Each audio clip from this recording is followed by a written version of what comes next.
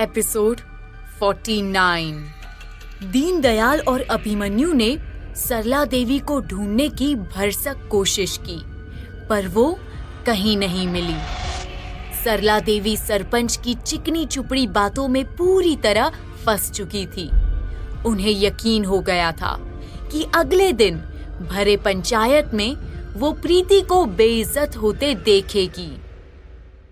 उधर दीनदयाल ने एक छोटे से बच्चे को बरगद के पेड़ के पास से गायब होते देखा, तो वो डर के मारे फौरन वहां से निकल भागा। दशरथ ने सरला जी को उनके घर छोड़ा और अभिमन्यु को जब पंचायत के बारे में पता चला तो वो दंग रह गया। उसने दीनदयाल को प्रीति के घर भेजकर उसे सारी खबर दिलवा दी कि अगले दिन सरला देवी का सामना प्रीति से होने वाला है, वो भी भरी सभा के सामने। भरे पंचायत के बीच अभिमन्यु अपनी अम्मा के साथ खड़ा था। प्रीति सबके सामने चीख रही थी, ये बुढ़िया मेरे घर में चोरों की तरह घुस आई और उल्टा मुझ पर ही धौंस जमाने लगी। मैं इसे कैसे छोड़ देती। सरला देवी से प्रीति की बात झेली नहीं जा रही थी। उनकी आंखों में खून उतर आया। उन्होंने आओ देखा न ताओ अभिमन्यु के कमर में खुसी हुई गन निकाली और प्रीति पर तानते हुए बोली, तू मुझे क्या छोड़ेगी? मैं तुझे जिंदा नहीं छोड़ूंगी। ये कहते हुए सरला जी ने सबके सामने प्रीति पर गोली चला दी। गोली चलने की आवाज के साथ ही अभिमन्यु की आंखें खुली। सुबह का सूरज उग रहा था। अभिमन्यु ने ऐसा सपना देखा जो सच के बेहद करीब था। उसका दिमाग आने वाली परेशानियों से घिरा था। वो पूरी रात बेचैन रहा। एक सवाल उसे बार बार परेशान कर रहा था कि पंचायत में आखिर क्या होगा, और उसकी परेशानी कहीं से गलत नहीं थी। घर का मुद्दा समाज में उछलने वाला था और अभिमन्यु का डर लाजमी था, और इस पचड़े से बाहर आने का उसके पास कोई भी रास्ता नहीं था। पर सरला देवी को कोई परेशानी नहीं थी। वो तो इत्मीनान से नहा धोकर तैयार हो गई थी। उनका मूड भी बहुत अच्छा था। दीनदयाल गर्मा गर्म नाश्ता लेकर वहां आया। नाश्ते को देखकर सरला देवी का मूड और भी खिल उठा। पराठों की खुशबू लेते हुए सरला जी ने कहा, आज का दिन ही मजेदार है और ऊपर से इतना प्यारा मौसम। आज मैं नाश्ता छत पर करूंगी। दीनदयाल, तुम वहां मेरी टेबल लगाओ। सरला देवी उठ गई और छत पर चली गई। दीनदयाल उनके पीछे चल पड़ा। उसने बहुत अच्छे से टेबल पर नाश्ता सजाया और सरला देवी आराम से कुर्सी पर बैठ गई। दीनदयाल अंदर आया और देखा कि अभिमन्यु तनाव में था। उसने कहा, सर जी, मैडम जी तो बहुत अच्छे मूड में हैं। आपका मुंह क्यों लटका हुआ है? अभिमन्यु ने गंभीर होकर कहा, पता नहीं आज क्या गुल खिलाने वाला है वो सरपंच। मुझे तो उसकी हरकतों पर रत्ती भर का भरोसा नहीं है। दीनदयाल ने कहा, अब आपके हाथ में कुछ नहीं है तो क्या फायदा परेशान होने का सर जी। अभिमन्यु ने सोचकर कहा, मैं तो आज पंचायत से हिलने वाला नहीं हूँ, लेकिन तुम्हें एक बहुत जरूरी काम करना होगा। दीनदयाल ने सोचते हुए पूछा, कैसा काम सर जी? अभिमन्यु ने दीनदयाल को बताया कि आज उनके पास पंचायत दफ्तर जाने का एक अच्छा मौका रहेगा। उसने दीनदयाल को बताया कि पंचायत दफ्तर में सारे रिकॉर्ड्स होते हैं कि कितने लोगों ने मतदान किए, कितने लोग गांव में रहे और कितने छोड़कर चले गए। उन्हीं में से हमें पता लग पाएगा कि उस वक्त जब यहाँ पेड़ बांधा गया था तब कौन कौन से लोग पंचायत में शामिल थे और कौन गांव छोड़कर चले गए थे। अभिमन्यु ने दीनदयाल को समझाते हुए कहा, तुम्हें आज पंचायत दफ्तर जाकर ये सारी जानकारी लानी है कि 25 साल पहले जब वो बरगद का पेड़ बांधा गया था तो उस वक्त ऐसा कौन सा गांव वाला था जो अब इस गांव में नहीं रहता। वही इंसान हमें शायद उस पेड़ और डायन की कहानी बता पाएगा। दीनदयाल प्लान समझ गया था। उसने कहा, और आज मौका बहुत अच्छा है, सारा पंचायत आपके मामले में बिजी रहेगा, तो किसी को शक भी नहीं होगा कि हम किसकी जानकारी कैसे निकाल रहे हैं। अभिमन्यु ने मुस्कुराते हुए दीनदयाल से कहा, वेरी गुड दीनदयाल, तुम अब धीरे धीरे बहुत कुछ सीख रहे हो, पर कल तुम काफी डरे हुए थे, क्या हुआ था? तुम किसी बच्चे की बात कर रहे थे। दीनदयाल अपनी तारीफ सुनकर खुश हो गया था और उसने सीना चौड़ा करते हुए अभिमन्यु से कहा, हाँ सर जी, है कुछ, पर आप पहले ही इतनी टेंशन में हैं। मैं उस मामले की जांच खुद करूंगा, आप निश्चिंत रहिए। सरला देवी नाश्ता कर चुकी थी और सुबह की ताजी धूप सेकते चैन से छत पर बैठी थी। तभी दूसरी छत पर आयुषी और प्रीति आई। वो दोनों भी आज के अच्छे मौसम में छत पर चाय पीने आए थे। आयुषी की नजर सरला देवी पर पड़ी और वो उसकी शक्ल देखकर गुस्से से तिलमिला उठी। उसने अपना मुंह फेर लिया। प्रीति ने आयुषी के चिढ़े हुए मुंह को देखा और पूछा, तूने अपनी शक्ल क्यों बिगाड़ रखी है, क्या बात है? आयुषी ने ताना मारते हुए कहा, जीजी, हमारे छत पर भैंस आ गई है, क्या करें? प्रीति ने हैरानी से आयुषी को देखा और पूछा, हाँ, भैंस छत पर? आयुषी ने सरला देवी की तरफ इशारा किया और जब प्रीति ने सरला देवी को देखा तो उसकी हंसी छूट गई। उसकी आंखों के सामने सरला देवी के रूप में एक काली मोटी भैंस नजर आ रही थी। जोरदार हंसी सुनकर सरला देवी चौंक गई। उन्होंने मुड़कर देखा तो आयुषी और प्रीति अपनी छत पर खड़ी ठहाके लगा रही थी। सरला देवी उन्हें गुस्से से घूरने लगी और दहाड़ते हुए बोली, जितना हंसना है हंस लो, बाद में तो तुम दोनों के टेसुए रुकने नहीं वाले।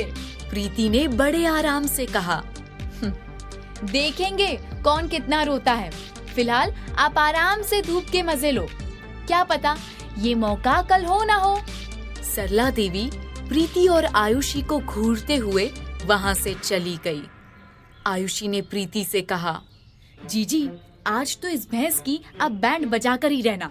प्रीति ने आयुषी की बात का कोई जवाब नहीं दिया, पर उसने अपने मन में ठान लिया था कि आज वो सबके सामने सच ला के रहेगी।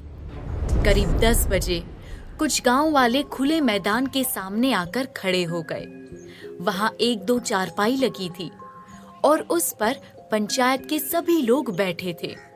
बलराम और बाकी गांव वाले भी वहां मौजूद थे। बलराम ने सरपंच से पूछा, सरपंच जी, आज अचानक आपने ये सभा क्यों बुलाई है? सरपंच ने हल्की मुस्कुराहट देकर शैतानी नजरों से बलराम को देखा और कहा, बस तुम तमाशा देखते जाओ। तभी वहां प्रीति और आयुषी आए। उनको देखकर पंचायत वाले और दंग रह गए। बलराम चटक आवाज में बोला, ये मास्टरनी यहाँ क्या कर रही है? सरपंच ने कहा, उन्हीं का तो मामला सुलझाना है। बलराम को कुछ समझ में नहीं आ रहा था। वो परेशान सा हालात को समझने की कोशिश कर रहा था।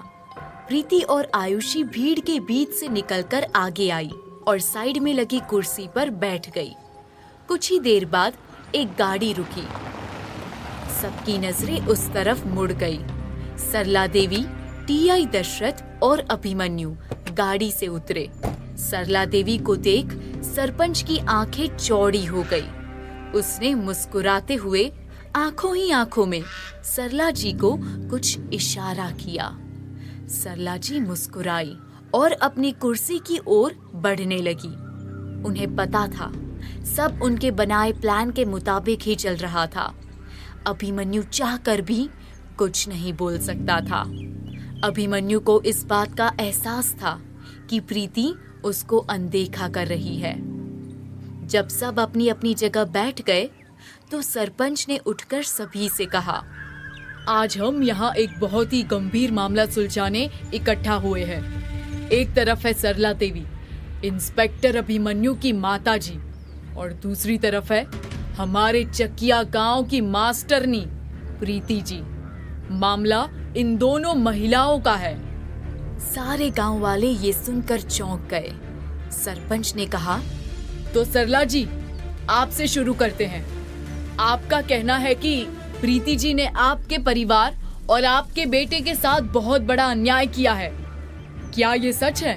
सरला देवी तुनक कर बोली, इस लड़की ने मेरे बेटे को दर्द और धोखे ही दिए हैं और अब तो ये हमारे घर की इज्जत भी मिट्टी में मिलाना चाहती है। ये मेरे बर्दाश्त के बाहर है। प्रीति ने कड़क अंदाज में कहा, सरला जी, आप अपने दायरे में रहिए और वैसे भी जब बात सबके सामने हो ही रही है तो मैं भी आप सबको सच बता ही दूं। लोगों के घर उजाड़ना सरला जी की पुरानी आदत है, जैसे उन्होंने मेरा घर उजाड़ा था। ये सुनते ही गांव वालों के कान खड़े हो गए। सबके बीच खुसुर पुसुर होने लगी। प्रीति की बात सरला जी के दिल में चुभी थी। गुस्से में गुर्राते हुए वो बोली, बहुत जुबान चल रही है तुम्हारी। प्रीति ने फौरन जवाब दिया, मेरी तो बस जबान चलती है, आपकी तरह दूसरे के पैसों पर हाथ तो नहीं चलते। एक बार फिर प्रीति किसी पैसों का जिक्र कर रही थी। अभिमन्यु ये सुनकर दंग रह गया। आखिर वो पैसों का मामला था क्या? ये उसके लिए जानना बहुत जरूरी था। प्रीति की एक एक बात सरला देवी को गोलियों की तरह लग रही थी। सबके सामने एक दहाड़ती हुई आवाज में सरला जी ने कहा, पैसे और तुम जैसे लोगों से, जिसका बाप ही इतना फटीचर हो, उनसे कौन पैसे ले सकता है? ये सुन गांव वाले, बलराम, सरपंच, यहाँ तक कि दशरथ सभी हैरान रह गए। प्रीति की आंखों से अंगारे बरसने लगे और चीख कर बोली, हाँ, फटीचर था मेरा बाप, लेकिन आप क्या थी? आप तो भिखारी थी, भिखारी है और भिखारी ही रहेंगी। आपने मेरे फटीचर बाप के भी 10 लाख हजम कर लिए, तो आपकी औकात तो फटीचर जितनी भी नहीं रही। ये बात सरला जी के बर्दाश्त के बाहर थी। वो प्रीति के पास गई और उंगली दिखाकर धमकी देते हुए बोली, अब तुम मुझे मेरी औकात बताओगी? अभिमन्यु बेबस खड़ा दोनों को लड़ता देख रहा था और वो कर भी क्या सकता था। प्रीति ने सरला जी की आंखों में आंखें डालकर दांतों को पीसते हुए कहा, आप मुझसे बड़ी है इसलिए लिहाज कर रही हूँ, वरना उंगली दिखाने वाले को मैं देखने लायक नहीं छोड़ती। सरला देवी मुस्कुराई और सारे गांव वालों से कहा, देखा आप सबने, कितनी बदतमीज लड़की है ये। सारे गांव वाले गौर से उनकी बातें सुन रहे थे। पंचायत के सभी लोग असमंजस में थे। उनको प्रीति और सरला देवी का मामला समझ नहीं आ रहा था, पर दोनों की लड़ाई में पुरानी रंजिश साफ नजर आ रही थी। सरपंच अपनी जगह बैठा चुपचाप मजे ले रहा था। तभी एक गांव वाला बोला, मास्टरनी जी जरा भी बदतमीज नहीं है, आप इन पर झूठा इल्जाम लगा रही हैं। सरला देवी गुस्से से बोली, तुम सब इसकी भोली सूरत पर मत जाओ, ये अपनी इसी सूरत से किसी को भी अपने जाल में फंसा सकती है, जैसे इसने मेरे बेटे को फंसाया। एक नंबर की टुच्ची और ड्रामेबाज औरत है ये। सरला देवी की बातों की कड़वाहट अब अभिमन्यु को भी अच्छी नहीं लग रही थी। उसे उसका सपना सच होता नजर आ रहा था। उससे रहा नहीं गया और वो सरला देवी के पास जाने के लिए आगे बढ़ा ही था कि प्रीति चिल्लाते हुए उठी और कहा, बस बहुत बोल लिया, आज मैं सबको सच बताकर ही रहूंगी कि आपने और आपके बेटे ने मेरे और मेरे परिवार के साथ कितनी घिनौनी हरकत की है। सरला देवी ने मजाक उड़ाते हुए कहा, पर तुझ जैसी झूठी की बातों में आएगा कौन? जैसे तुम्हारा बाप बेशरम था, ठीक वैसे ही तुम दोनों भी निहायती बेशरम हो। प्रीति गुस्से से तमतमाते हुए सरला देवी के पास आई और खींचकर एक करारा थप्पड़ जड़ दिया। सरला देवी के कानों में प्रीति के तमाचे की आवाज तेजी से गूंज रही थी। ये दृश्य देखकर वहां मौजूद सभी लोग जम से गए। चारों ओर सन्नाटा छा गया। प्रीति की इस हरकत को देखकर अभिमन्यु के तन बदन में आग लग गई। वो तेजी से प्रीति के पास आया और गुस्से में उसे मारने के लिए हाथ उठाते हुए चिल्लाया, प्रीति! क्या करेगा अभिमन्यु प्रीति के साथ? अब कैसे करेगी चकिया की पंचायत सरला जी और प्रीति का फैसला? क्या दीनदयाल निकाल के ला पाएगा चकिया के मतदाताओं की सूची? जानेंगे चकिया की डायन के अगले एपिसोड में।